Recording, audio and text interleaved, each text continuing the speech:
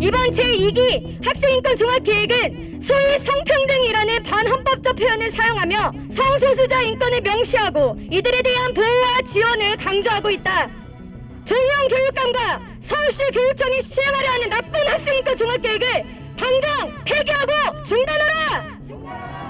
소수자를 그 사람들에 맞는 혹은 그 사람들이 사용하는 이름으로 불러주고 소수자를 존중한다는 것이 모든 인권의 출발점 알파와 오메가라고도 할 수가 있을 것 같습니다. 그래서 반대의 의견이 일부 있다는 이유로 특정 소수자 학생은 인권 보장에서 빼라. 그건 인권의 원리상 사실 좀 불가능합니다. 안녕하세요. 저는 서울의 100만 명의 학생들이 최고의 교육을 받을 수 있도록 지원하는 역할을 맡은 여러분이 뽑아주신 서울교육감 조희연입니다. 중고등학교 같은 데서 성소수자로 이게 정체성으로 고민하고 이런 학생들이 많잖아요. 그 학생들을 그 자체로 존중해서 삶을 끊거나 그러지 않고 살아가도록 인간의 삶이 중요하기 때문에 이제 그걸 보장하고 존중하자는 것이지 동성애를 뭐 부추긴다든가 그건 전혀 아닌 겁니다. 그건 완벽한 오해다고 생각이 드는 거고요. 그분들이 나쁘다 이런 의미로 저는 전혀 생각하지는 않고요. 학생들에 대한 애정을 바탕으로 우려하시는 부분이 있고 또 오해하시는 부분들이 있다. 저는 이렇게 생각을 갖습니다. 그런데 이제 학생인권 종합계획은 학생 한 사람 한 사람의 인권 보호와 인권 증진을 목표로 하는 데 있어서 이제 성소수자 학생도 예외일 수 없다. 차별과 혐오를 해서는 안 된다는 것을 동성애를 조장한다는 식으로 오해하는 단계는 좀 벗어나서 조금 더 성숙한 사회로 좀 가야 되는 것이 아니냐. 얼마 전에 대형교회 목회자분들께서 신문에 반대 성명도 발표한 바가 있습니다. 이것과 관련해서. 근데 학생인권 종합계획의 진정성이 전달되지 못하는 것 같아서 제가 또 오히려 안타까운 있습니다. 물론 인권의 내용에 대해서 개개인의 가치관에 따라서 혹은 입장에 따라서 다양한 의견을 가질 수가 있고 또 그게 저는 존중돼야 된다고 생각을 합니다. 그런 다양한 시각을 존중하는 것이 민주주의 제도가 갖는 장점이기도 합니다. 근데 이제 민주주의의 핵심에는 민주주의란 제도를 통해서 인간의 존엄성을 보장하는 것이잖아요. 인권이 지향하는 가치가 결국 인간의 권리 보장을 통해서 인간의 존엄성을 존중한다는 점에서 기독교가 지향하는 사랑의 가치, 타인을 존중하고 약하고 소수인 사람들을 성별, 인종, 나이, 성향 등을 이유로 차별받지 않는 것. 저는 그게 진정으로 기독교적이라고 생각하고요. 2019년 헌법재판소는 서울특별시 학생인권절의 제5조 3항이 위헌이 아니란 전원인치 판결을 내렸습니다. 차별 혐오 표현은 판단 능력이 미성숙한 학생들의 인격이나 가치관 형성에 부정적인 영향을 미치므로 학내에서는 이러한 행위를 규제할 필요가 크다. 이렇게 사실은 꽤 분명하게 판결을 내린 바가 있습니다. 저희가 사실은 성소수자 반대 그런 진영의 요구를 받아서 학생인권 조례에 어떤 제한을 둔다. 그거는 헌법재판소의 판결에 반할 수 있는 거죠.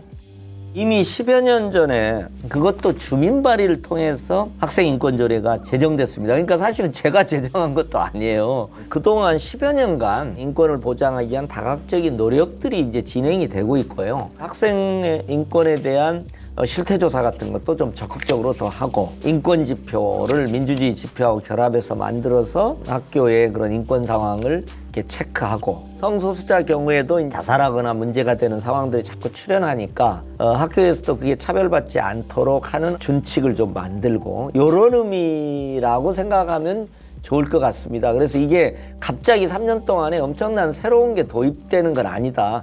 10년 전부터 했던 것들이 조금 원칙적인 강조를 한 번 더 했다. 물론 이제 학생 인권이라는 것만으로 모든 문제가 해결된다. 모든 폭력이 해소되고 학생과 학생 간의 평화로운 관계가 만들어진다. 저는 그렇게 말씀드리고 싶지는 않아요. 그러니까 훨씬 학교와 사회는 복잡하죠. 결국 학생과 교사 그리고 학부모가 모두 서로를 존중하고 노력해서 가능한 일이 아닐까 이렇게 생각을 갖고 있고요. 이제 그런 노력의 일환으로 학생인권 종합계획도 있다 이렇게 생각을 갖습니다.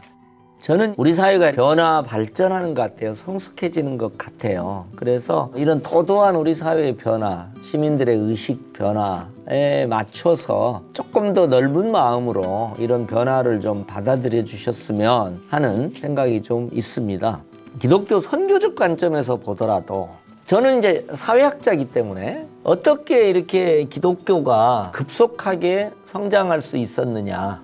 각 시대를 앞서가는 선도성이 있었기 때문이라고 봐요. 그러니까 미래지향적 요소가 있었기 때문에 저는 그것이 기독교라는 종교가 성장하는 사회적 배경 촉진 요인으로 작동했다. 예컨대 이런 겁니다. 일제하에서 식민지 백성으로서 고통스럽게 살아갈 때 우리 식민지 민중의 고통을 보듬는 종교로서 기독교가 있었잖아요.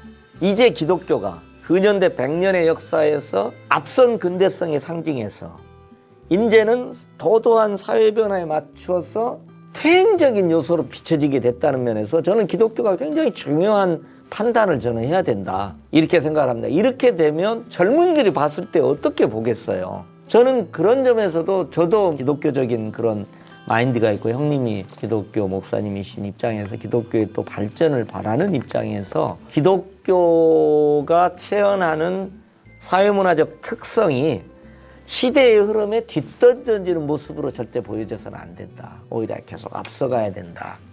저는 오히려 기독교가 다양한 소수자들을 보듬는 소수자들이 피난처가 없을 때 최후의 피난처가 되는 기독교.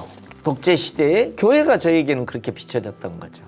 그래서 저희는 많은 사람들이 교회가 훨씬 친구처럼 느껴지고 저는 그랬다고 생각을 갖습니다. 그래서 그런 점에서도 조금 적극적으로 생각을 해주시기를 소망합니다.